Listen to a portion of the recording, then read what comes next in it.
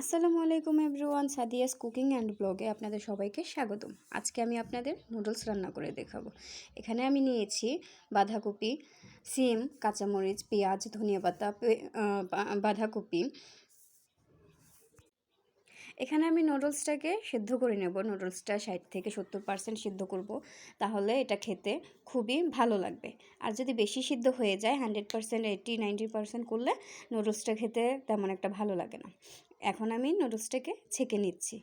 একটা ছাঁকনিতে ভালো করে ছেঁকে নিব এবং এটা ভালোভাবে পানি দিয়ে ধুয়ে নেব। আমি একটা কড়াইতে তেল, পেঁয়াজ, কাঁচামরিচ একটু ভেজে নিচ্ছি।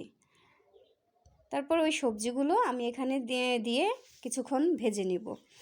সবজিগুলো ভাজা হলে আমি এখানে অ্যাড করে নেব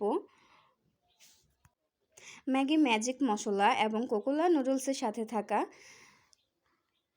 সেই মশলাগুলো আমি এখানে দিয়ে দিব। আর এখানে এখন দিচ্ছি ডিম। দুটো ডিম আমি ভেঙে দিচ্ছি। এখন ডিম আর মশলাগুলো একসাথে মিশিয়ে নিব। মেশানো শেষ হলে আমি এখানে নুডলসগুলো দিয়ে দিব। নুডলসগুলো দিয়ে আমি এগুলো ভালোভাবে মিশিয়ে নিব।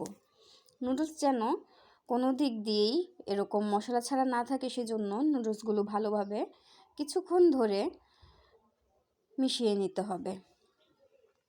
নুডলসগুলো মিশানো শেষ হলে এগুলো গরম গরম পরিবেশন করবেন। এখানে আমি দিচ্ছি গোলমরিচ গুঁড়া। গোলমরিচ গুঁড়া দিয়ে নুডলসটা আমি আরেকটু ভালোভাবে মিশিয়ে নিলাম। মেশানো শেষ হলে এই যে দেখতে পাচ্ছেন আমার শীতের সবজি দিয়ে নুডলস রান্না। আমার রান্নাটি ভালো লাগলে অবশ্যই লাইক, কমেন্ট অ্যান্ড আমার চ্যানেলটাকে সাবস্ক্রাইব করে যাবেন। ভিডিওটি দেখার জন্য আপনাদের সবাইকে ধন্যবাদ।